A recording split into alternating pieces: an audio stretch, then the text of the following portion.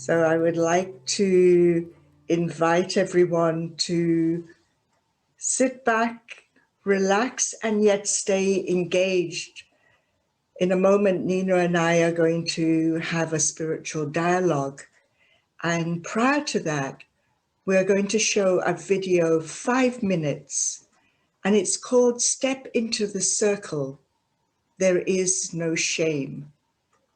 This is a very powerful video of amazing souls, beautiful people who are incarcerated in a prison in the States. And we are going to get a little experience of a healing process of supporting people using the wisdom of trauma. And then Nina and I will dialogue.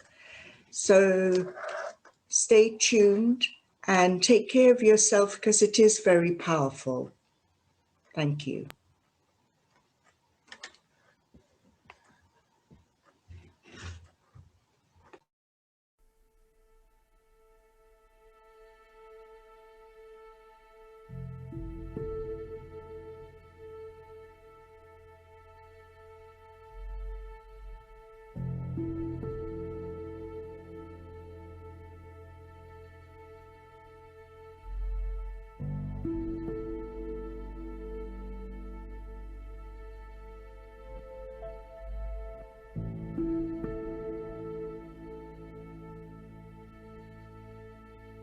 It's time now, everyone. We're gonna do the Compassion Trauma Circle. Is everyone ready to face their past with compassion? Is that a yes? Yeah! While you were growing up, during your first 18 years of life, if a parent or other adult in the household often or very often would swear at you, insult you, put you down, or humiliate you, step inside the circle. If a parent or other adult in the household often or very often pushed, grabbed, slapped, or threw something at you, step inside the circle. If a parent or other adult in the household often or very often ever hit you so hard that you had marks or were injured, step inside the circle. If you often felt that no one in your family loved you or thought you were important or special, step inside the circle. If your family lived in extreme poverty, step inside the circle. Step inside the circle. Step inside the circle. Step inside the circle.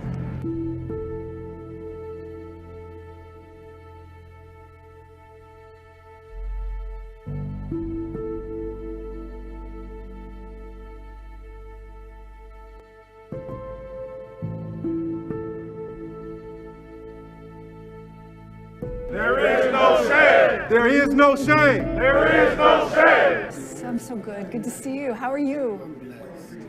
Amen. Noel, good to see you, honey. Welcome. I was abused as a young girl. I was beaten by my mother. I was verbally abused by my mother. I was sexually abused by another man. My father was an alcoholic. My mother was a rageaholic. I've driven drunk. I've sold drugs. I was a juvenile delinquent. Probably my story is similar to most of your stories in here. I'm white and I'm female and nothing happened to me. So, I got a get out of jail free card. And so I'm here now because I see myself in every one of you. I'm a traumatized child, raised by a traumatized child. My mother was traumatized as well as her parents. Like he said, we wasn't born in the world of being evil people. My mother didn't want me. She hid her pregnancy. And she tried to flush me down the toilet. But as I learned about these things, I always asked myself what was wrong with me.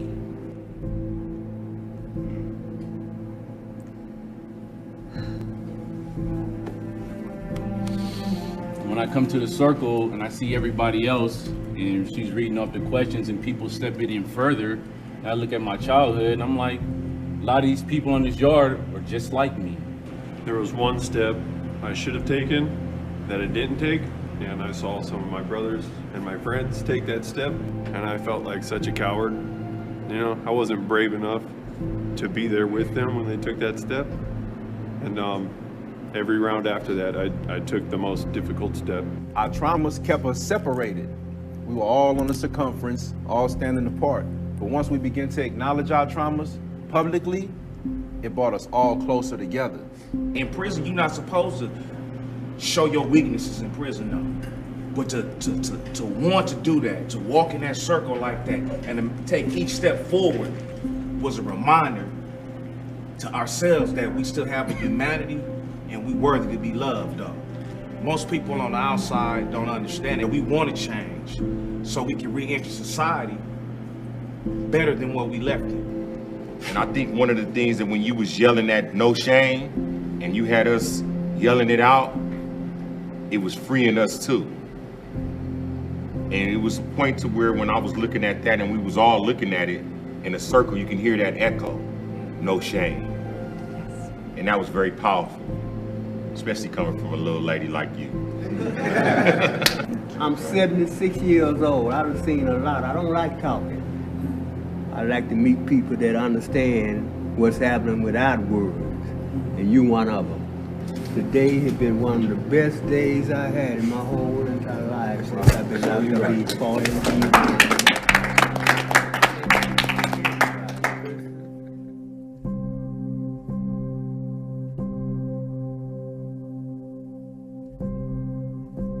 Your true spirits are not violent. Your true spirits are magnificent.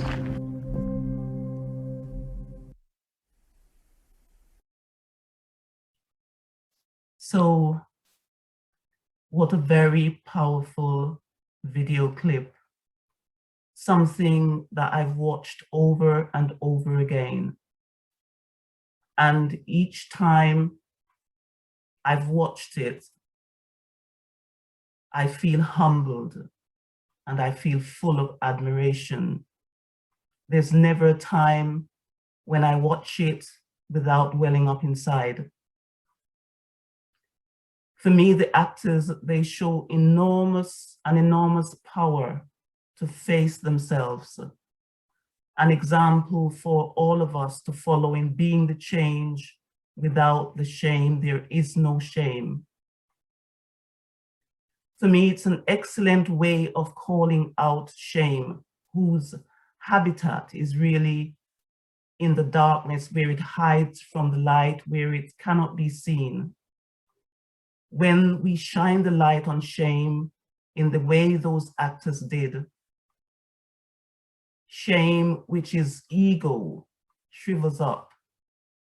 It disintegrates and it transforms itself like the chrysalis to a butterfly, transforming itself from shame into self-worth. So we don't have a lot of time. It's a very big subject. We don't have a lot of time to talk about it, but it's just to have a short dialogue so that we can really set the scene for the course, the program to unfold. Thank you. So thank you, Nina, I resonate so deeply with what you've shared. And I too, every time I see it, I get goosebumps, and I feel every time a deeper and deeper connection with these amazing brothers. And again, it, for me, takes away the illusion of separation, of the old world telling us we're all separate by gender, race, culture, all those other isms.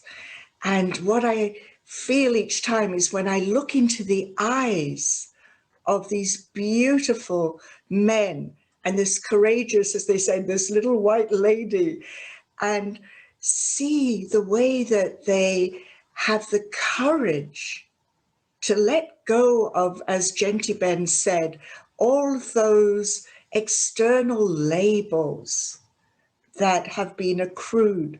Each of us have accrued them in life. And to see their courage, their determination, their self-love, and their self-respect shining through their eyes, and watching their body language change from when they were in the circle and hesitant about stepping into that circle. And then later down, it was a whole hour process when they come into the room and the sister greets each one by name. And you can see they have already grown within their sense of themselves and that connection heart to heart with each other. Very powerful. I encourage everyone to watch the whole film on YouTube. Thank you. Really resonating, coming from different angles, but really resonating a lot. So in order to progress the conversation, I think it's a good idea for us to really explore what shame means for each of us in order for people to really get that angle that is needed. So for me, shame is an overwhelming negative emotion that makes me feel deeply imperfect. I've been there. I'm a human being, and I can say that I've been there many times. And it's a place where I feel I'm lacking self-respect. And this means that I'm hurting myself internally. And I'm also blaming myself for events that cause my life to kind of spiral out of control. And we've just heard Sister Jayanti and David talk about the impact of differences on our identity. And having watched the video clip, the question that is triggered for me is, to what extent is the condition of, say, we've heard this phrase or this kind of title kind of branded about a lot, what post-traumatic stress disorder, a direct result of the impact of trauma, and how does it manifest itself in the expression of other negative emotions and stress-related conditions, such as perhaps fear. Sister Jayanti talked a lot about fear, sadness, anxiety, anger, resentment, and bitterness. And, you know, passive behavior, passive-aggressive behavior tendencies. So, you know, those are the things that were triggered for me as I kind of listened to Sister Jayanti and watched that video. You've highlighted a lot there, so I won't repeat, only that I totally agree with you, Nina. So the aspect I would like to flag up is definitely, again, around the fear. And when I'm in a place of fear, then, and I love the acronym, there are a number of acronyms that people may well know. The one that I find helpful is false evidence appearing real, and that most fears that I have are not real in this moment. However, it's important for me to go back to look at what triggered it.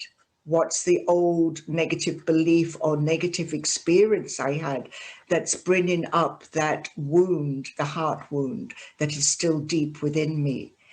And that I can then turn into being that inner critic of self, blaming myself, judging myself, feeling bad.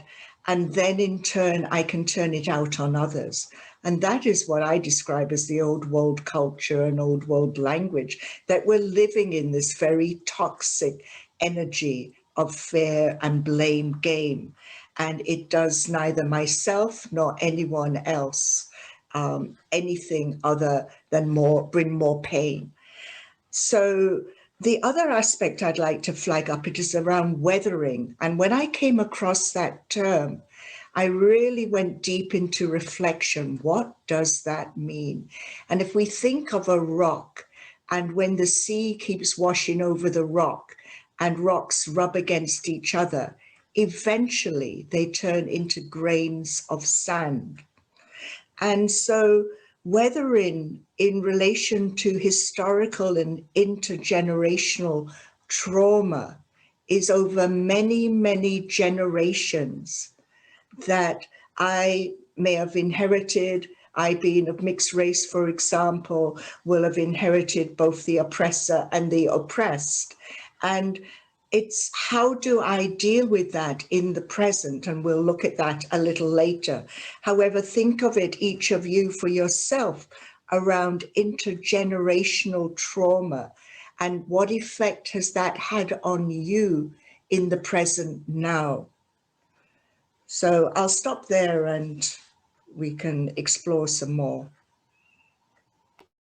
Trauma is really taking us to a place where we can actually look at the root cause of trauma, because that's what will give us the kind of understanding that will enable us to really not be afraid of looking fear in the face and shame in the face and saying to it, no more, come into the light.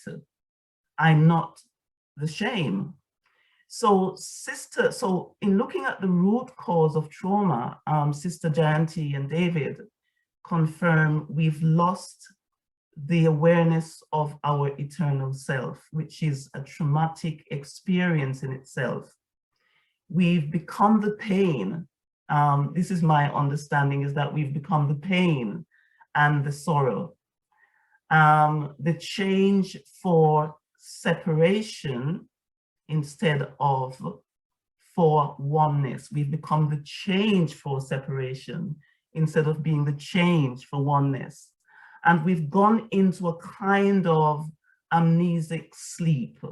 We've gone to bed. We've forgotten that we are these beings of light, and we've turned into these physical beings carrying a lot of baggages and being very tired. When the child, for example, this is something that came up in my mind as I was thinking about it. When the child, for example, who is adopted doesn't know about his or her birth parents, it can cause a feeling of dislocation. It can cause a feeling of dislocation, and there tends to be a sense of not belonging. The same is true for all of us. We think we are bodies. We don't understand that it's that part of ourselves that we cannot see, which is the true self. We've taken on a different identity, just like the adopted child who has no awareness of their birth, their birth parents and family roots. So it's like, in order to find ourselves, we've got to go back and fetch what we have left behind or we have lost. So that's my view on this whole thing about, going back to the roots of shame, the roots of trauma, etc. That's caused us to be in the state that we're in at the moment. I totally agree with you, Nina. And what I'd like to add to that is the more that I can honor the culture or mixture of amazing cultures. I think many of us now realize that we have many strands of many cultures within our DNA. And so when I can honor those different cultures within, then I hold space to honor the different cultures within you and you and you, and to honor both my own story, the history, her story, and then be able to go deeper to understand and have the curiosity with mutual respect, which is part of authentic communication, to really give time and space to listen to What are your stories of your life experience and of each and every other person that I come in contact with? Can I make the time rather than the superficial connection? So this is about deep, deep connection, and to start exploring and healing, as I mentioned before, the reconciling, because the more each of us go into our history, we may have surprises of both having had within our lineage oppressors and oppressed. And so how do I reconcile that? That's a deep healing journey, a spiritual journey, and is part of what we are exploring today and continuing. So many aspects to look at. Picking up on this aspect of reconciliation and really deep listening, Masana, you know, this phrase, the inner determines the outer, keeps coming up in my mind, because unless I can face myself, unless I can actually do that deep healing work within myself, then I'm really not in a position to listen. For me, this is something very, very important. I've been there. I've not been able to listen because there is so much going on for me, which is about not having listened to myself. So the first step of healing is to understand the deep roots. It's like going to the real end of the bindweed in the earth and really uprooting the bindweed, which is very, very difficult to uproot. And it can be quite painful to be able to really come to terms with myself, accept myself, and then be the vehicle for change of others around me. So it's great, thank you. So let's spend the next several minutes talking about our personal transformation and how that has occurred in our life in terms of there being wisdom in trauma.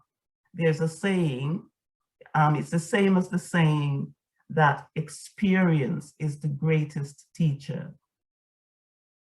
So for me, whatever trauma I experienced on my journey has been pivotal to my own transformation. In that healing can only take place when I choose to look trauma in the face. For me, it means going back to the place and time when the experience occurred, feeling the emotional pain in such a detached way that it no longer has power over me, like those actors demonstrated in that circle. It no longer is able to manipulate me and cause me to bow my head in shame. I can look it in the face, I can bring it into the light and transform it into self-worth, as I mentioned earlier. And for me, a good example, for me, in terms of my own practical experience, for me, a good example is shifting from victim consciousness to being a survivor. I've learned through discomfort what it's like to be a victim. And within that experience, there are jewels. In other words, wisdom that I've unearthed for myself that I want to keep with me forever. I've become a seeker of truth. And I can put my hand up and say it with a lot of conviction that I've become a seeker of truth. Why? Because I have experienced pain. I have experienced the impact of trauma, of not having felt good enough or having felt lesser than. I've become a seeker of truth, finding love within and being able to shine the light of self-knowledge and self-understanding that removes the darkness within me. So for me, this in itself is an identity shift that those men in that prison so eloquently demonstrated. Healing the trauma and removing shame requires this kind of identity shift, which is what we saw in that video. Powerful sharings. Thank you, Nina. That's coming from a very deep place. Totally honor what you're sharing and how you've come through. And I'd say from my experience of being blessed to get to know you more and more, it's more than survive. You're thriving. And that's another level of what I'm experiencing from you, and your light's so bright. And for me, recently, I was thinking about what about where trauma for me? And it was only in a conversation with my sister a couple of days ago, I actually had the question come to want to know that when I was a baby back in Jamaica, my mother got malaria, and she was in hospital for a month and was breastfeeding me at 3 months old. So I was separated for 4 weeks from my main caregiver. And my father, Jamaican father, stepped forward. We're talking about 1951, which was not the norm. And between him and my aunt, they gave me enough love to go through that separation. Equally, when I was 2 years old, my mother returned to London and my father joined us a few months later because of his work. So I was separated from the father that I was bonded with so deeply. And it's only recently I realized why I can be such an independent soul. And it's because also I had enough love from the other caregivers that held me. And yet I still had that very independent, I can do it myself, I don't need anybody. And this spiritual journey in Raja Yoga meditation has helped me and supported me to come into, actually, this is about deep inner healing where I wasn't even aware of those wounds and how it would have gone through my life and my relationships in different ways. And yet that there was enough love that held me, that's brought me to a place where I believe in interdependency, not codependency, interdependency and direct connection with God. And so very, very powerful, this healing journey, more to discover. Yes, yes. So it's a beautiful way of really setting the scene for the workshops to begin. Yes, there is wisdom in trauma, which is basically what we wanted to end with, because there is no other way through this, and we're all in this together. To a larger extent, not even to a lesser extent, we are in it together. We all have things to clear, baggages to let go of, things to bring into the light, to disperse the darkness and create that transformation that we so need in order to be the change for oneness. Thank you. Thank you. And the last thing I'd like to say, shifts happen when I let go. Thank you, Nina.